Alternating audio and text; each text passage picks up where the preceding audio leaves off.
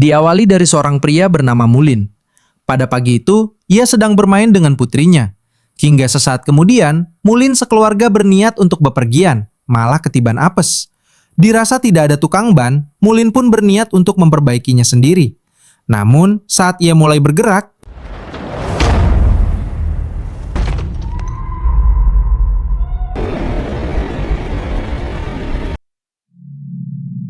sejak kejadian naas yang menimpa putrinya, kini keluarga mereka pun menjadi rungkat, alias hancur. Namun waktu pun terus berjalan, sampai akhirnya Mulin dan sang istri membuka panti asuhan. Setelah para anak yatim tiba, mereka pun langsung disambut hangat oleh Tuan Mulin. Namun di saat hendak mengantar mereka room tour, ia pun merasa iba kepada bocil bernama Janel yang kakinya lumpuh. Lantas Mulin memberikan kursi khusus milik istrinya yang sakit, agar bisa membantu Janel naik. Thank you.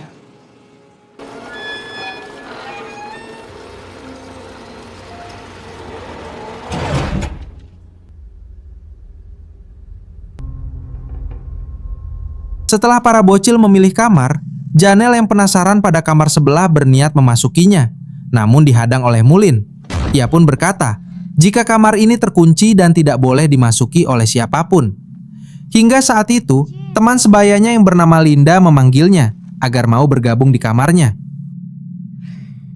Sementara di sisi lain, suster cantik bernama Cleo terlihat sibuk membereskan kamar untuk ia tempati. Namun saat itu pula, seketika lift kecil di belakangnya nampak bergerak sendiri, serta buku di sampingnya juga ikutan bergerak.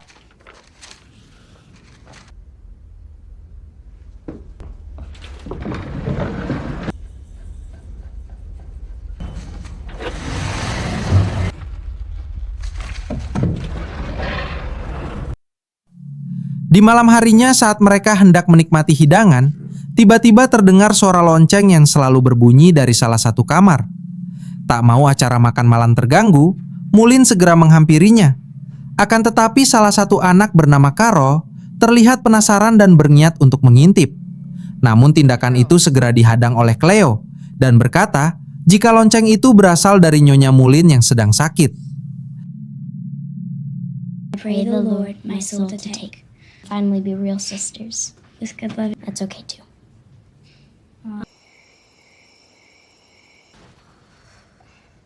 Di tengah malam, Janel yang tak bisa tidur seketika heran saat mendengar suara aneh seperti orang berjalan.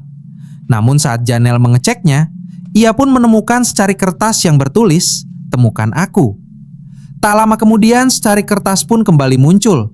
Dan kali ini, kertas itu bertuliskan ada di dalam sini. Tak perlu pikir panjang, Janel yang terpengaruh langsung membuka kamar tersebut.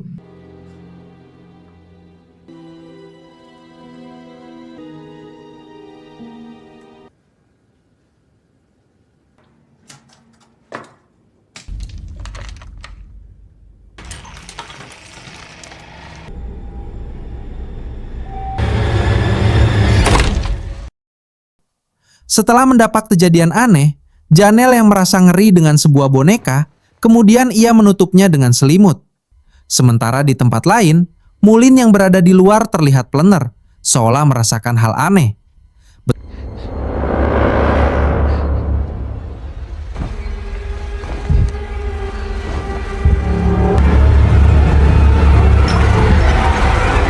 Betapa mengerikannya, boneka yang sempat Janel tutup dengan selimut kini bisa berjalan seperti ada seseorang di dalamnya.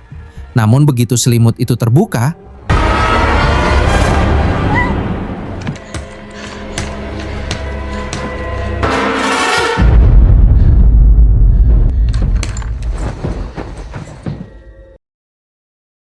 di pagi harinya para anak panti yang iseng bermain seketika kaget dengan ruangan milik Pak Mulin. Di waktu yang sama, Linda pun seketika syok saat melihat sosok boneka yang mengerikan.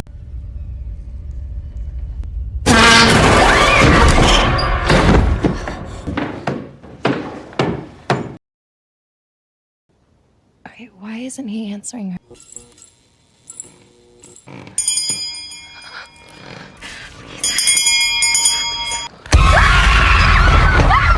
Singkat waktu di malam harinya, entah apa yang barusan mengganggu mereka. Namun keributan itu membuat Mulin dan yang lain terbangun.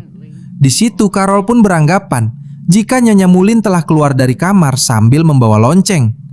Akan tetapi Pak Mulin langsung membantah hal tersebut karena istrinya sudah lama tidak bisa berjalan. Keesokan harinya, Janel yang penasaran dengan perbincangan Suster Cleo berniat untuk menguping. Dalam percakapan itu, Janel pun mendengar jika dahulu Mulin dan sang istri sempat memiliki seorang putri, namun telah meninggal dalam kecelakaan tragis.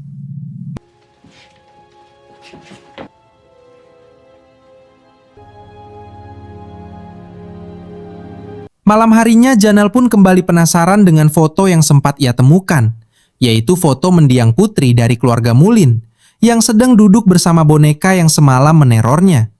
Lalu tiba-tiba terdengar, ia pun merasakan suara musik dari kamar terlarang.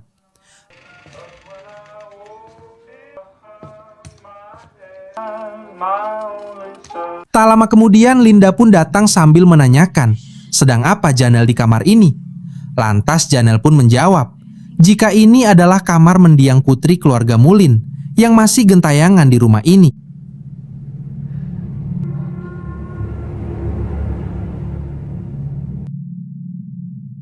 Singkat waktu malam harinya, kejadian horor kini meliputi suasana kamar yang ditempati oleh Janel.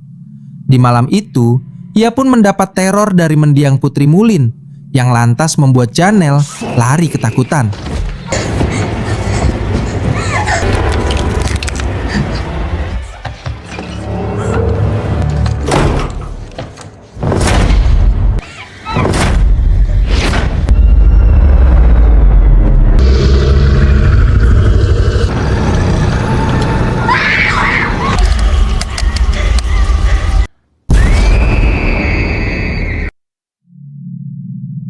Setelah mendapat teror yang mengerikan, Janel yang kembali dari rumah sakit dengan kondisi kaki yang semakin parah, lantas ia pun bercerita kepada suster perihal teror dari makhluk astral yang meyakini bahwa sosok itu adalah Putri Mulin.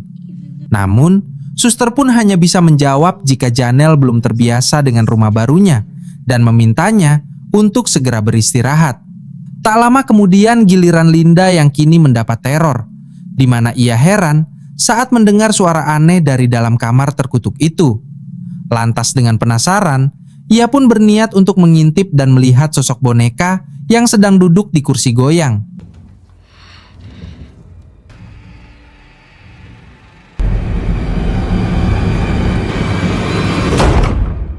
Saat Linda kembali ke kamar, teror aneh pun kembali ia dapati ketika sedang bermain, namun pada detik kedua, sesuatu yang mengerikan seketika menarik mainan yang ia genggam.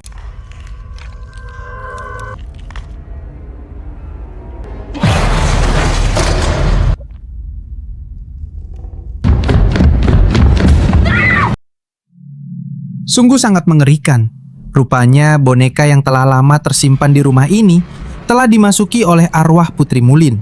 Di keesokan harinya, suster terlihat menemani Janel untuk menikmati suasana pagi.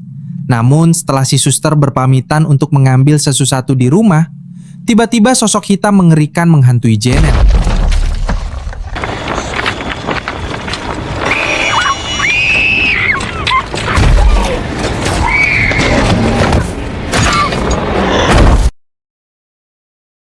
Setelah Janel dibawa ke sebuah gudang, seketika suasana menjadi sangat mencekam.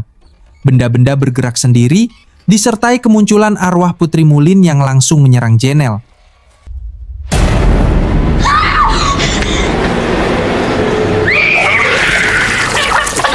Jeritan Janel yang begitu keras membuat suster dan yang lain bergegas mencarinya.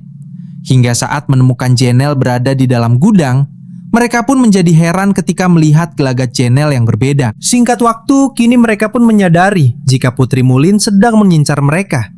Namun salah satu dari mereka justru membantah hal tersebut dan menganggap jika semuanya hanyalah halusinasi. Sementara di sisi lain, Mulin yang baru datang dari pasar mendapati hal yang membuatnya terkejut. Di samping itu, Janel yang tiba-tiba muncul dengan gelagat mirip orang kerasukan. Melihat itu, Mulin pun berusaha mengusir dengan salib yang ia punya. Tetapi tanpa diduga, ia pun justru kewalahan melawan iblis yang merasuki Janel. Sementara di luar, para santri yang sedang mengangkut sayur seketika heran saat mendengar jeritan Pak Mulin. Dengan panik, suster pun bergegas untuk mengeceknya.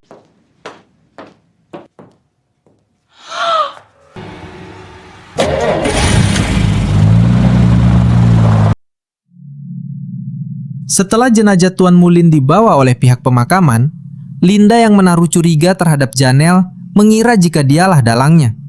Karena sedari tadi ia selalu bersama dengan boneka terkutuk itu. Dirasa ada yang tidak beres. Lalu Linda pun berniat untuk membuang boneka tersebut.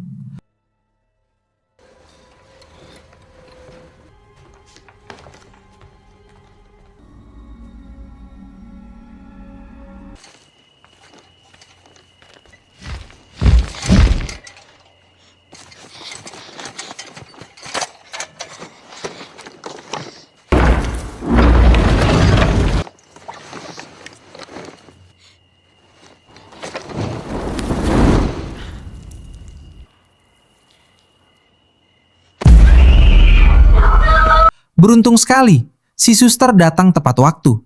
Ketika Linda hendak ditarik ke dalam sumur oleh makhluk astral.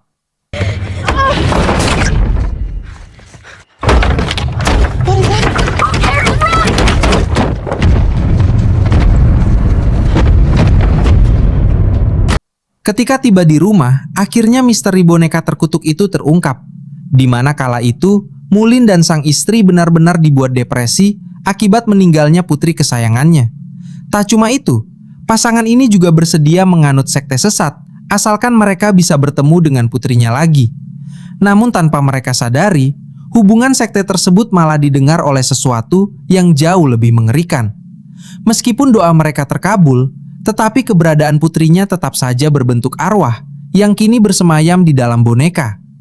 Akan tetapi, kebahagiaan itu menjadi sebuah mimpi buruk saat mereka menyadari jika boneka tersebut bukanlah anaknya, melainkan sesosok iblis jahanam. Setelah mengetahui hal tersebut, mereka pun mengundang seorang pendeta untuk mengurung boneka itu ke dalam lemari yang berada di kamar putri mereka.